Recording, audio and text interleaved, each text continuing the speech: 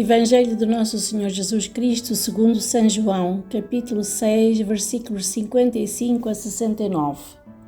Glória a Ti, Senhor, porque a minha carne verdadeiramente é comida e o meu sangue verdadeiramente é bebida. Quem come a minha carne e bebe o meu sangue, permanece em mim e eu nele. Assim como o Pai que vive me enviou, e eu vivo pelo Pai, assim quem de mim se alimenta também viverá por mim. Este é o pão que desceu do céu. Não é o caso de vossos pais que comeram maná e morreram. Quem comer este pão viverá para sempre. Ele disse estas coisas na sinagoga, ensinando em Cafarnaum. Muitos, pois, dos seus discípulos, ouvindo isto, disseram: Duro é este discurso, quem o pode ouvir? Sabendo, pois, Jesus em si mesmo que os seus discípulos murmuravam disto, disse-lhes: Isto escandaliza-vos?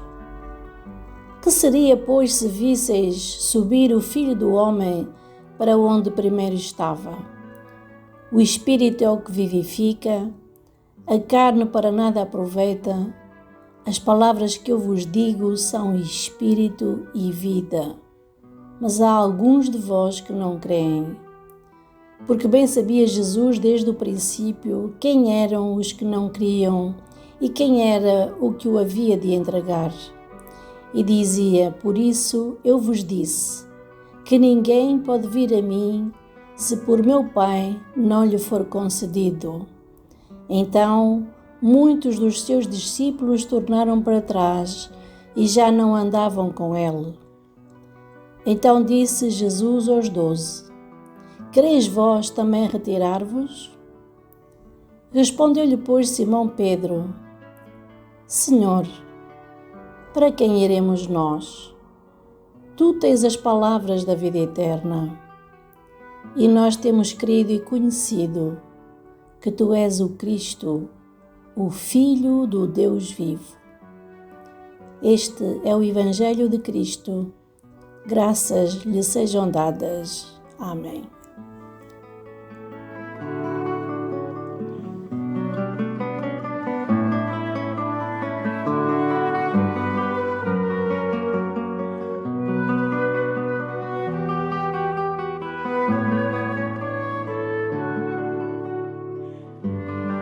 Quando ouvimos estas palavras, compreendemos facilmente a reação dos discípulos que se recusavam a aceitar que ele, o Senhor Jesus, que eles tinham acompanhado e que tinham a esperança que viesse a ser o Messias, o Rei do seu povo, o libertador, expressa uma imagem verdadeiramente inaceitável para qualquer pessoa, que é a imagem de alguém entregar a carne de um ser humano. E Jesus aqui refere não a carne de uma qualquer pessoa, mas a sua própria carne e o seu próprio sangue como sendo o objeto de ingestão, de mastigação e de incorporação por aqueles que acreditavam nele como vindo de Deus, como o pão salvífico da parte de Deus. Como pode alguém imaginar que se possa comer a carne de um ser humano e ser esse, digamos assim, o critério último para a união de Deus com o seu povo ou com aquele que crê em Jesus? Quando o Senhor Jesus expressa esta imagem crua e terrivelmente inaceitável, na verdade ele está a estabelecer a realidade da sua missão no sentido mais profundo. Podíamos calcular que estas palavras tivessem sido proferidas na sua última ceia, instituindo a Eucaristia, mas na verdade elas são ditas no contexto da sequência do grande milagre da multiplicação dos pães e dos peixes e do feito extraordinário, do sinal extraordinário de Jesus caminhar sobre as águas em direção ao parque onde estavam os seus discípulos. Aqui ele dá uma explicação daquilo que podemos imaginar que estaria sendo construída na sua mente para a realidade última da sua missão salvífica em nome de Deus para com o seu povo e para com o mundo.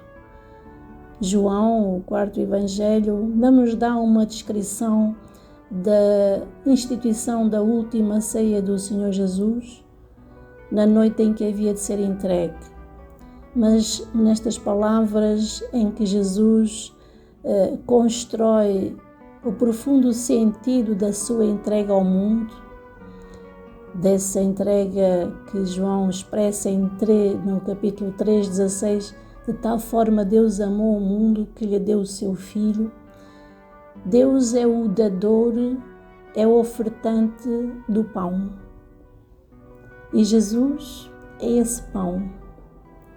E aquele que crê em Jesus e que ele é enviado de Deus, esse é o que o ingere e é nele que Jesus passa a viver e é nele que se expressa essa vida eterna do Deus vivo em quem Jesus reside e que Jesus comunica ao crente, comunicando-lhe a vida eterna da parte de Deus. Nós podemos talvez comparar estas palavras de Jesus com uma outra expressão que nos é dada por João, em que ele diz que se o grão de trigo não for destruído, não cair na terra, não morrer, ele na verdade não faz coisa nenhuma. É preciso essa destruição dos próprios elementos para que ele se abra e para que ele produza a sua missão de se transformar num grão de trigo que fará parte da farinha, do pão que alimenta o ser humano. Jesus é esse pão que alimenta o ser humano, não na expressão material ou económica, porque ele dizia que os que o receberam dessa multiplicação dos pães o procuravam porque tinham sido alimentados e no fundo aspiravam de Jesus aquele que havia de lhes prover dessa alimentação, que havia de sustentar.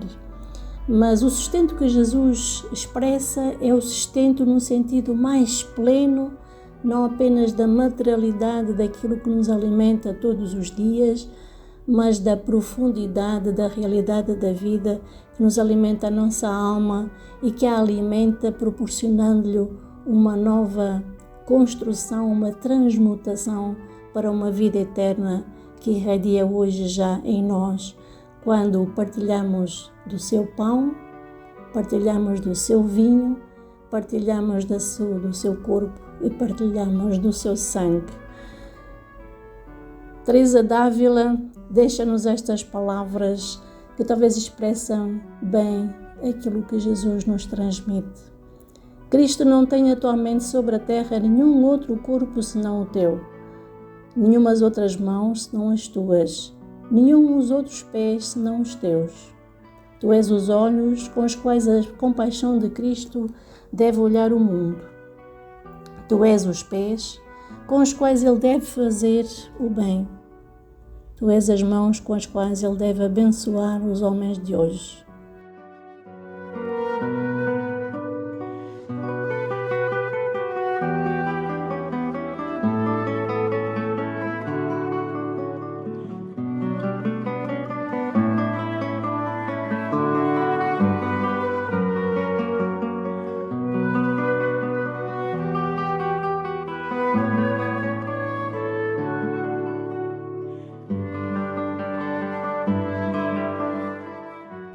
Oremos.